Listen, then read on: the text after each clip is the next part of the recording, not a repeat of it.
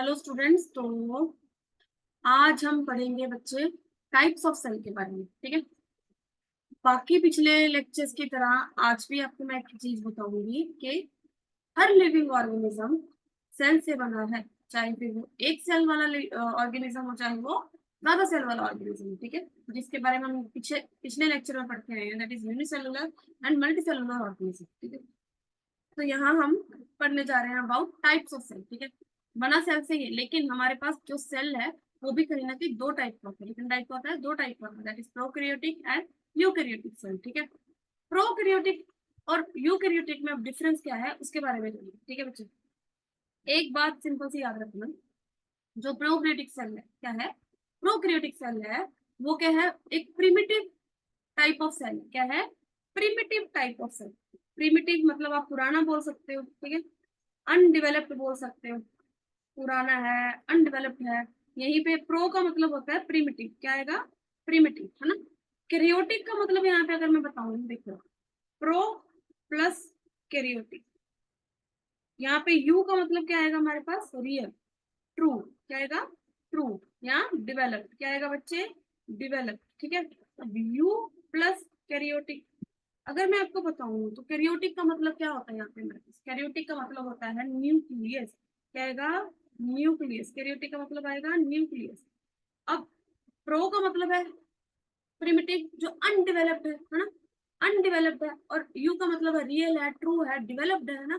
तो यहाँ पे हम बोल सकते हैं कि वो सेल्स, प्रोकैरियोटिक सेल्स कौन से हैं? पुराने सेल्स हैं, वो सेल्स जिनका जो न्यूक्लियस है वो अनडेवलप्ड है। क्या है बच्चे? न्यूक्लियस अनडेवलप्ड न्यूक्लियस है। ठीक है, अनडेवलप्ड है। लेकिन सिमिलर इन ऑपोजिट अगर हम यूकैरियोटिक सेल के बारे में जानिए तो उनका जो न्यूक्लियस है, ठीक है, ट्रू है, मतलब डेवलप्ड है। तो इनके पास क्या है? डेवलप्ड न्यूक्लियस प्रेजेंट है। क्या है? डेवलप्ड न्यूक्लियस प्रेजेंट है। अब अनडेवलप्ड और डेवलप्ड में अगर मैं एक चीज बताऊं तो अनडेवलप्ड और डेवलप कैसे बोला गया? ठीक है, देखो, सेल्स क्या है? यूकैरियोटिक प्रोकैरियोटिक दोनों है तो सेल ली, है ना, है तो सेल ली। लेकिन यूकैरियोटिक में क्या होता है बच्चे और प्रोकैरियोटिक में क्या होता है? न्यूक्लियस दोनों में है, ठीक है, न्यूक्लियर मटेरियल क्या है? दोनों में प्रेजेंट है। लेकिन देखो, प्रोकैरियोटिक सेल में क्या है? न्यूक्लियर मटेरियल डायरेक्ट ऐसे बीच में पड़ा हुआ है, लेकिन बच्चे it does not have any kind of nuclear membrane. ठीक है, ये इसकी आसपास कोई भी हमारे पास न्यूक्लियर मेम्ब्रेन प्रेजेंट नहीं है। इसीलिए जो न्यूक्लियस है, ठीक है, वो क्या है? इसमें अनडेवलप्ड पड़ा हुआ है। लेकिन अगर हम यूकैरियोटिक सेल में देखें तो वहां पे जो न्यूक्लियस है बच्चे, उसकी एक प्रॉपर मेम्ब्रेन है। क्या है? एक प्रॉपर मेम्ब्रेन प्रेजेंट है। ठीक है, प्रॉपर मेम्ब्रेन प्रेजेंट है तो उसको हम क्या बोलेंगे? Developed nucleus. अगर यहाँ पे मैं आपको डायग्राम में भी दिखाऊं, ये देखिए, डायरेक्ट ये सारा न्यूक्लियर मटेरियल पड़ा हुआ है, डायरेक्ट न्यूक्लियर मटेरियल पड़ा हुआ है। यहाँ पे प्रॉपर न्यूक्लियस की मेम्ब्रेन बनी हुई है। ठीक है, यहाँ पे प्रॉपर ये हमारे पास membrane present, proper membrane present. और देखो, जेनेटिक मटेरियल तो पड़ा ही हुआ है, न्यूक्लियर मटेरियल तो पड़ा ही हुआ है, लेकिन बिना मेम्ब्रेन के पड़ा हुआ है, तो इसको हम क्या बोलेंगे बच्चे? न्यूक्लियोइड। क्या बोलेंगे? न्यूक्लियोइड। ठीक है, लेकिन यहाँ पे इसमें प्रॉपर न्यूक्लियर मेम्ब्रेन है, इसको हम बोलेंगे न्यूक्लियस। क्या बोलेंगे बच्चे? न्यूक्लियस। ठीक है, that is nuclear. And eukaryotic cell में क्या प्रेजेंट होगा? न्यूक्लियस, क्योंकि प्रॉपर एक मेम्ब्रेन प्रेजेंट है। देखो, पुराना सेल है, पुराना घर, ऐसे लगा लो एक मिट्टी वाला पुराना घर है ना। स्टार्टिंग में जब लोग दुनिया में आए, उन्होंने सबसे पहले कौन से घरों में रहना स्टार्ट किया? मिट्टी वाले घरों में। ठीक है, धीरे धीरे कुछ लोगों के पास, देखो, मिट्टी वाले घरों में रहना स्टार्ट किया। दीवारें तो थी लेकिन छत नहीं थी, दीवारें तो थी लेकिन छत नहीं थी ना। मान लो वही है कि आसपास की मेम्ब्रेन प्रेजेंट है तभी तो सेल कहलाया जाएगा ना। आसपास की मेम्ब्रेन, दीवारें तो है, दीवारें होगी तभी तो एक सेल बोलेंगे ना, दीवारें होगी तभी एक सेल बोलेंगे। आसपास की मेम्ब्रेन तो है लेकिन छत नहीं है। क्या नहीं है? छत नहीं है, उसमें रहने वाले लोगों के सर पे छत नहीं है। ठीक है, अब धीरे धीरे क्या हुआ कि जैसे जैसे लोगों के पास पैसा आया तो लोगों ने नए घर बनाने स्टार्ट कर दिए, पक्के ईंटों के घर बनाने स्टार्ट कर दिए। उन ईंटों वाले घरों में उन्होंने छत भी बनाने स्टार्ट कर, तो जो उसमें रहने वाले लोग थे उनके सर पे छत भी आई। क्या आई? छत भी आई, है ना। और पुराने टाइम पे क्या था कि वही बात होगी कि छत नहीं थी ना। कुछ लोगों के पास तो पैसा आया बच्चे, उन्होंने नए घर बनाने स्टार्ट कर दिए, लेकिन कुछ लोगों के पास पैसा आया ही नहीं, तो वो वही पैसे ही कच्चे घरों में अभी तक रहते हैं। जैसे प्रोकैरियोटिक एंड यूकैरियोटिक का अगर हम एग्जांपल लें तो पहले सबसे पहले कौन से सेल आए थे? प्रोकैरियोटिक, जो पुराने सेल थे जिनका न्यूक्लियस अनडेवलप था।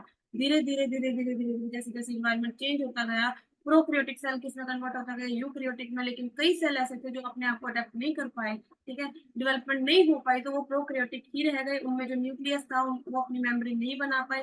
और यूकैरियोटिक वाले में क्या है, छत प्रेजेंट है, न्यूक्लियस के पास अपनी एक मेम्ब्रेन प्रेजेंट है ना। उसके अलावा देखो, इसमें हम बोल सकते हैं कि न्यूक्लियस है, nucleus does not have membrane, ठीक है।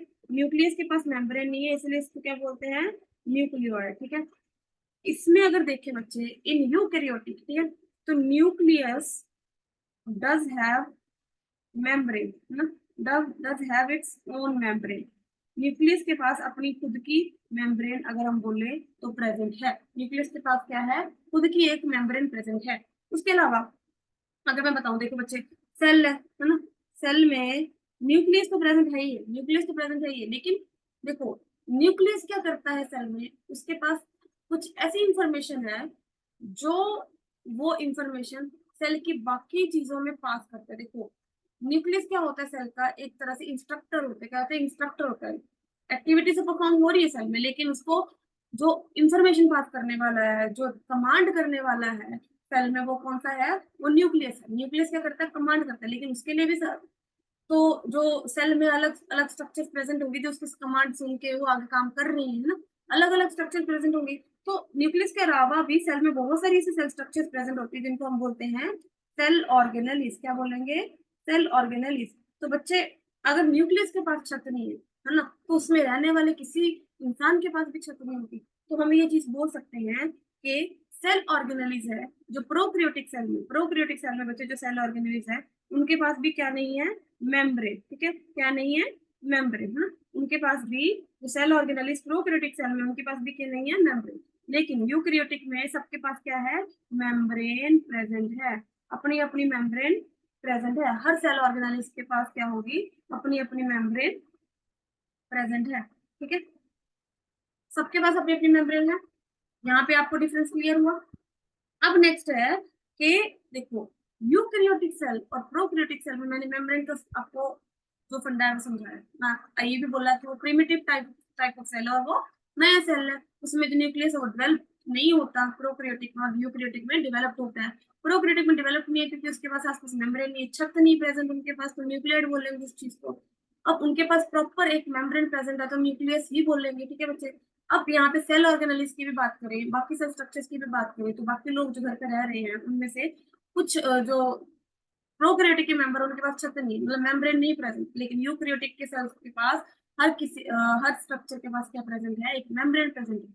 उसके अलावा एक सिंपल सी बात, पहले जो प्रोकैरियोटिक सेल बने बच्चे, पहले इंटो वाले जो कच्ची इंटो वाले घर थे, उनमें क्या थे, लोग भी कम थे। क्या थे, लोग भी कम थे। धीरे धीरे लोग बढ़ते गए ना, उनको ज्यादा जरूरत पड़ती गई, तो नए घर बनाने स्टार्ट कर दिए, है ना।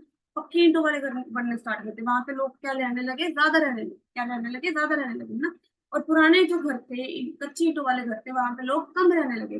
तो आप इससे भी एक आइडिया लगा सकते हो कि जो प्रोकैरियोटिक सेल है उसमें ऑलमोस्ट बहुत कम जो है वो सेल ऑर्गेनेलिस प्रेजेंट है, ठीक है, लेस प्रेजेंट है सेल ऑर्गेनेलिस, बहुत ही कम प्रेजेंट है, कम अमाउंट में प्रेजेंट है। लेकिन अगर हम यूकैरियोटिक सेल की बात करें तो उसमें आसपास रहने वाले लोग ज्यादा है, मतलब कि most of cell organelles most of cell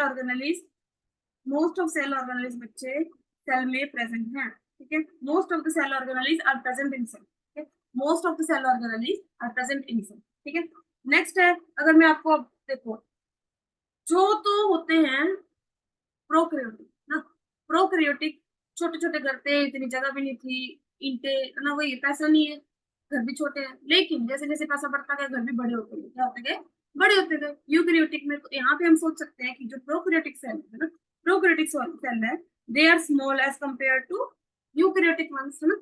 और यूकैरियोटिक्स क्या है, उनमें जो सेल है वो लार्ज होते हैं as compare to prokaryotic cell, ठीक है। प्रोकैरियोटिक सेल से जो उनका साइज है वो लार्ज होता है। वही हम देखें प्रोकैरियोटिक सेल्स का साइज है वो यूकैरियोटिक के मुकाबले क्या होगा बच्चे, स्मॉल होगा। क्या होगा, स्मॉल। अब हमने पिछले लेक्चर में भी एक 5 कैटेगरी सिस्टम पढ़ा, ठीक है। All living organisms are divided into 5 categories. सबसे पहले हमने कौन सा बोला था, बैक्टीरिया।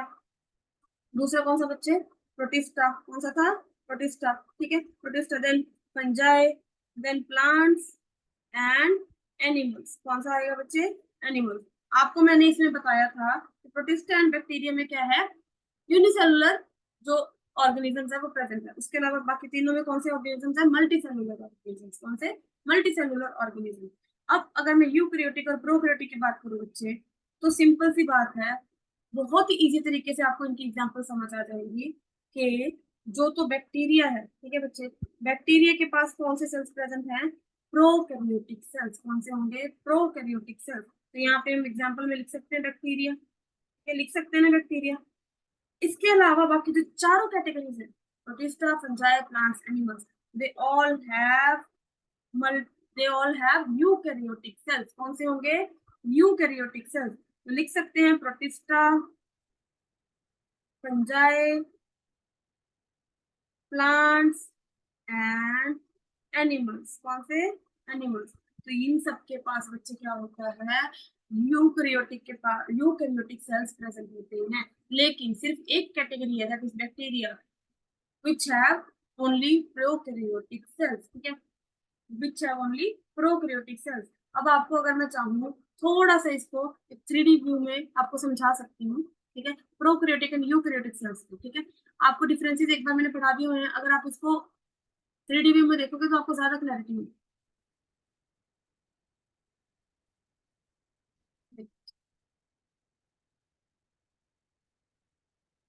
ये हमारे पास प्रोकैरियोटिक सेल। कौन सा है?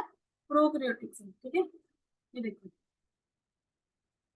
ये बहुत ही कम सेल ऑर्गेनेलिस प्रेजेंट है। यहाँ पे क्या है? बहुत ही कम सेल ऑर्गेनेलिस प्रेजेंट है। और अगर ये देखो, इसमें ये जो न्यूक्लियर मटेरियल है, दिस इज न्यूक्लियर मटेरियल। ठीक है, ये डायरेक्ट ऐसे प्रेजेंट है, डायरेक्ट ऐसे प्रेजेंट है, ना इसके आसपास कोई मेम्ब्रेन है।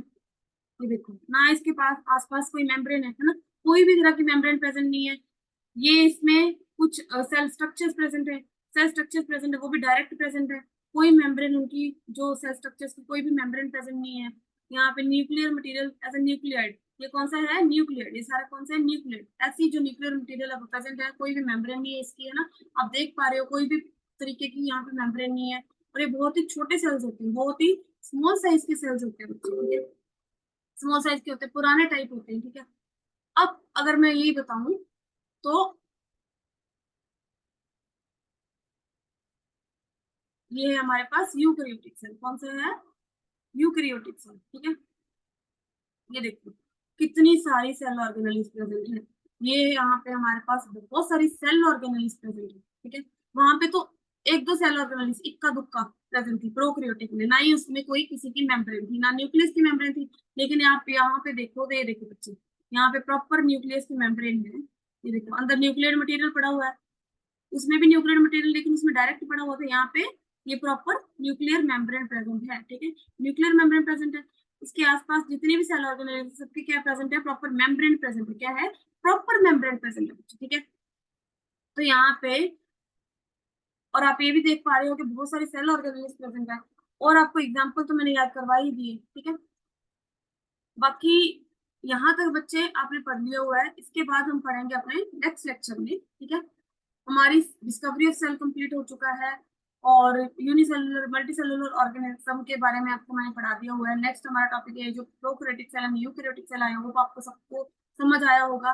बाकी जो सेल चैप्टर की जो टॉपिक्स रह गए हुए हैं बच्चों, वो मैं नेक्स्ट चैप्टर नेक्स्ट लेक्चर्स में आपको करवाने वाली हूँ। ठीक है, तो आप प्लीज इस अगर आपको मेरा ये लेक्चर पसंद आया हो, आप इसको सब्सक्राइब कीजिए, मेरे चैनल को सब्सक्राइब कीजिए, और ये लेक्चर को शेयर लाइक कीजिए, कमेंट कीजिए, है ना, ताकि मैं और भी ज्यादा इस जो चैप्टर के बारे में या किसी और चैप्टर के बारे में आपको बता सकूं, अच्छे अच्छे लेक्चर डाल सकूं, ताकि आपको और अच्छे से समझ आ सके। ठीक है, तो बाकी हम पढ़ेंगे अपने नेक्स्ट लेक्चर में।